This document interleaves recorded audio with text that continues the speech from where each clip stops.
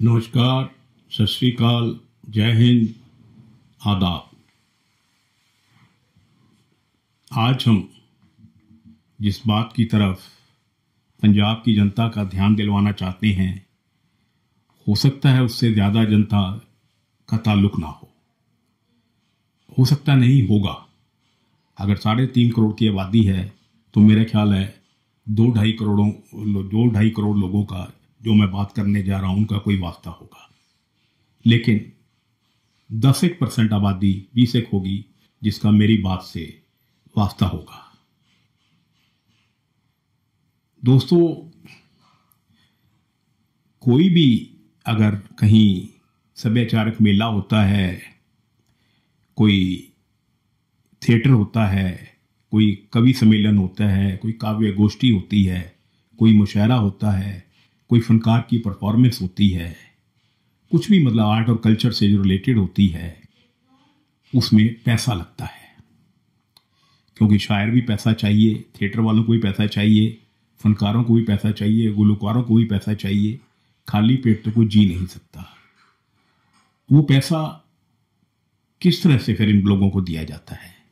जो संस्थाएं, जो NGOs इन लोगों के प्रोग्राम कराती हैं, अखाड़े लगवाती हैं, मेले करवाती हैं, कल्चरल मीट्स करवाती हैं, सिंगिंग प्रोग्राम कराती हैं, कवालीज कराती हैं, शाम कवाली कराती हैं, मुशायरा करवाते हैं, तो उनके पास पैसे देने का एक ही जरिया होता है कि कुछ उनको डोनेशन मिल जाती है आवाम से, जनता से।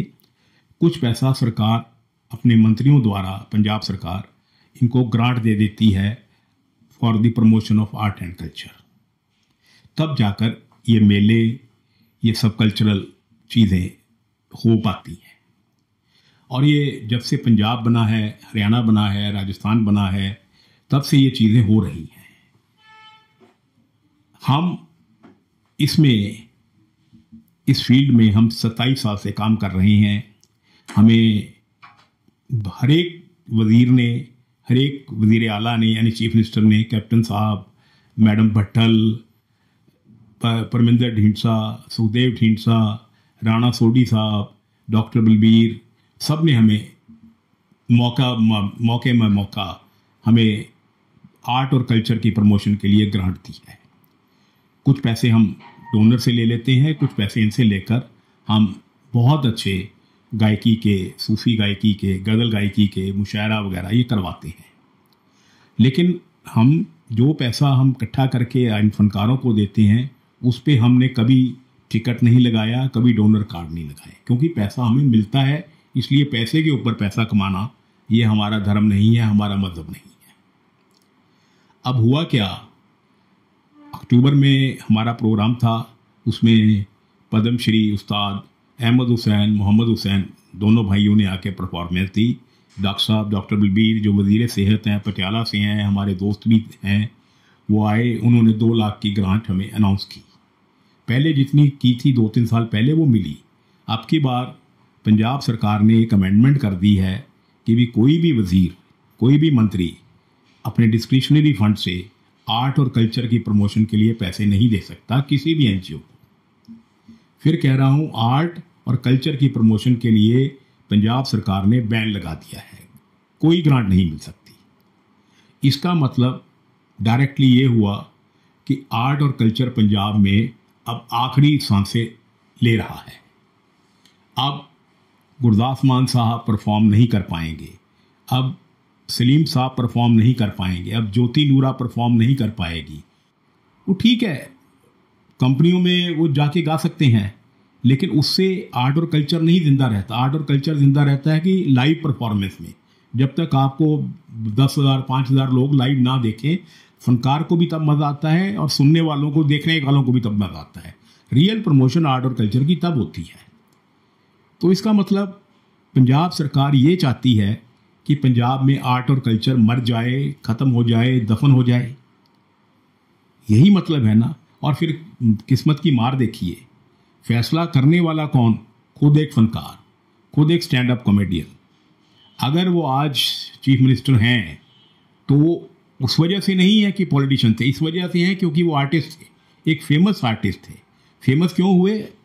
कॉमेडी की वजह से। Comedy is an art.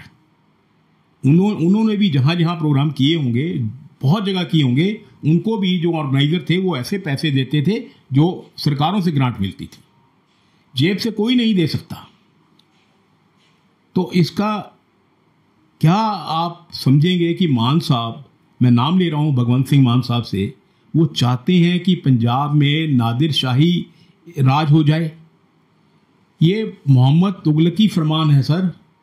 एक फनकार, एक आर्टिस्ट ऐसा काम कर सकता है यार? ये तो जुल्म है।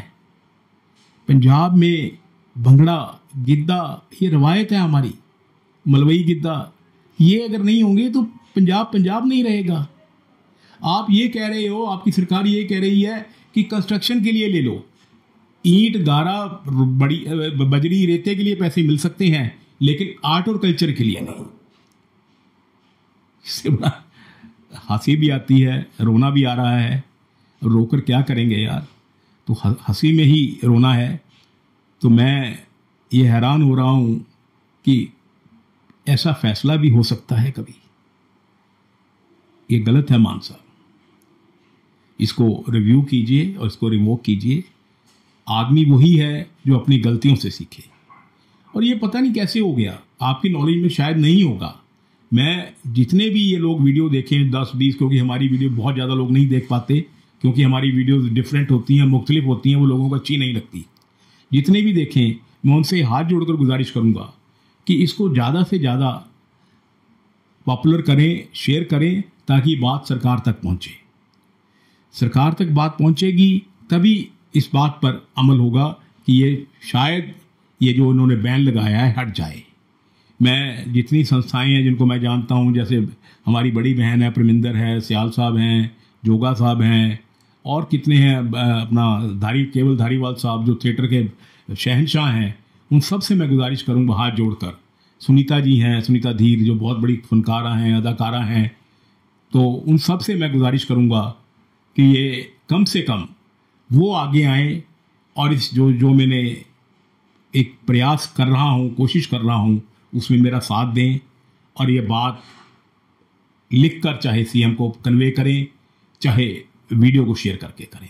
अगर आप लोग नहीं करोगे तो आप भी मेरी तरह मजबूर हो जाओगे, लाचार हो जाओगे, कुछ नहीं कर पाओगे और पंजाब नहीं रहेगा। पंजाब में कोई आर्ट और कल्चर का काम नहीं होगा, सब खत्म हो जाएगा। सब्रवाल साहब बहुत बड़ा नाम है, पद्मश्री हैं।